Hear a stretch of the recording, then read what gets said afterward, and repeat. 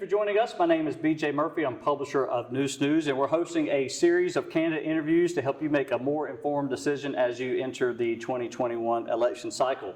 As you know, early voting started on October the 14th, and Election Day is on Tuesday, November 2nd. And on Tuesday, November 2nd, mark your calendar for 7:30. The Neuse team will be on Facebook Live giving you our annual election night results show. We couldn't do that without the presented by Senator Jim Perry and Social House Vodka. And speaking of Social House Vodka, we are right here inside the Pump House 1906 Cocktail Bar and Social House. And today I'm joined by Les Lipford, who is running for Kinston City Council. Les, thanks for joining us today. Thank you, BJ. It's nice to have you. Well, tell us a little bit about Les. Who is Les? Tell us a little bit about your background, family, and all that good stuff. All right, so I'm Lester Lipford. I go by Les. I moved to Kinston in 2018. Well, I retired in 2018 from the Navy. Thank you for your service. Thank you. Mm-hmm. I met my wife, then I married in 2015, back in 2007 when I was recruiting for the military, for the U.S. Navy. So I've been a career recruiter for the rest of the remainder of my time until I departed the Navy. So you learned a few recruiting skills then? Yes, sir. Yes, sir.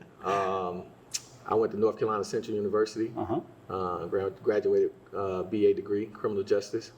After that, I went and got my master's degree, MBA, in entrepreneurship. Awesome. So I own several businesses in town. Jay's Place, one of them. K&M Motors, LLC on Highway 11, two of them. And then I also have a tow truck and stuff as well. And I also do bail bonding.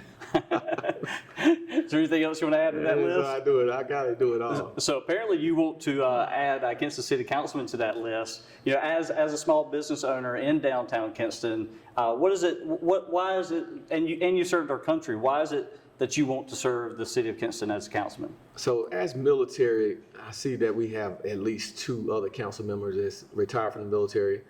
We always have a public servant, we're a public servant to serve our people, as far as Kinston. I wasn't born in Kinston, but I'm a resident of Kinston. And military, I move all around the world, and I made this my home. So making this my home, I feel like I could help or try to serve the public here and keep my service going. Why did you make Kinston home? My wife Felicia, she's from Kinston, so I decided, how your spouse is in a town that you have to move to. So that's what I did. I love it. So, kind of get into some of the policy questions. As you know, I've been fairly critical of the mayor and the council members.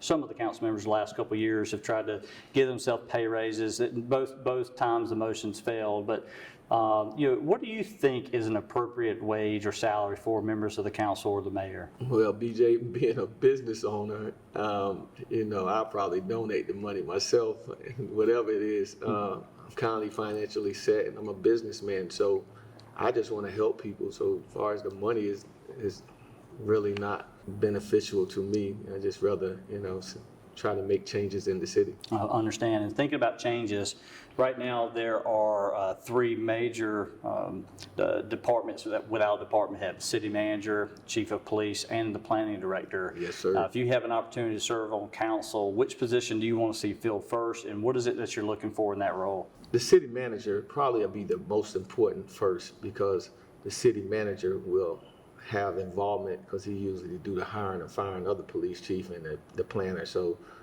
that's the main thing. We want to get a city manager that could work with the city council to make our city great again. I'm not saying it was bad, but we need a city manager, we need a chief of police, and we need a city planner to have our city back strong. Without those three components, the city is failing right now. And what is it you're looking for in that manager? When you're thinking about the ideal person, what is it you're looking for? Somebody who can be transparent, who can work with the council in an open discussion, not hiding things. If we have something to talk about, let's bring it to the forefront so the citizens can see exactly what's going on with our city. I'm thinking about town hall meetings too. We had a town hall meeting. We could bring, a people's person. to get the job done. Right. We also got to hold them accountable for what's going on in the city. And as you think of some of the major issues, and we could talk all afternoon about the strengths and weaknesses of our community, but when you think about the issues that if you had a chance to serve on council starting in December, the elections in November, what do you think is the most pressing issue that needs to be solved now, and how would you go about solving that? The most pressing issue is having a city council that work together. We need to work together and get our police chief on board so we can fight the crime that's in our city, for one.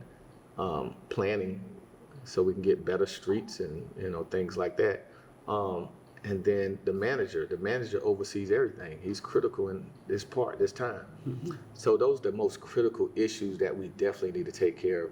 Then a lot of people asking me about housing. That is critical. So I'm thinking we need affordable housing.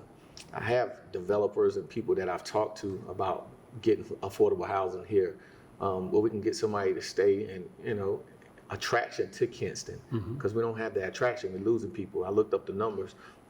Population, I guess, since you've been right before, the population is going down. It's dwindling. We don't have nothing to attract people to Kinston. They come out of high school, they leave.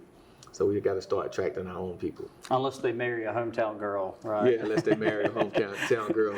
Well, and thinking of small businesses, there are a lot of small businesses in our community have struggled since post the pandemic. In fact, several businesses have even started closing on Mondays because they don't have enough help. Is there anything the City of Kinston can do to help with the workforce and the jobs and getting these businesses back open on Mondays? BJ, I'm gonna be real. It's just hard right now. My business was closed for a year, and at Jay's place, it wasn't like I could open it. It was shut down by the state due to the pandemic. But it's hard, trying to get the employees back. We got to do some kind of incentive. We got to coach people. We got to have training sessions. If we partner up with Lenoir Community College and people that make sense or not really make sense or have some kind of say-so or pull to help another person that's not educated to move in that right direction, we need to get people to work. Working people builds our infrastructure. We got to get our infrastructure back together because we're losing a lot. And then I only open 3 days a week at one of my business right now, Friday, Saturday, and Sunday. And I used to open, Wednesday through Sunday, because we don't have the workforce. Kind of in closing, if you could have an open-ended, take as long as you need, here to, say to the community, my name is Les Lipford. I'm running for City Council. Here are some of the reasons why I would do it. Why should people vote for Les? I think you should vote for me. I'm transparent. I want what's best for the people. I don't have nothing to gain. Don't want no donations. I'm a businessman. I think I can control a budget, by being successful all these years. So, that's why I think they should vote for me. I'm here to help them. I've been in the military 22 years. I'm here to continue to serve.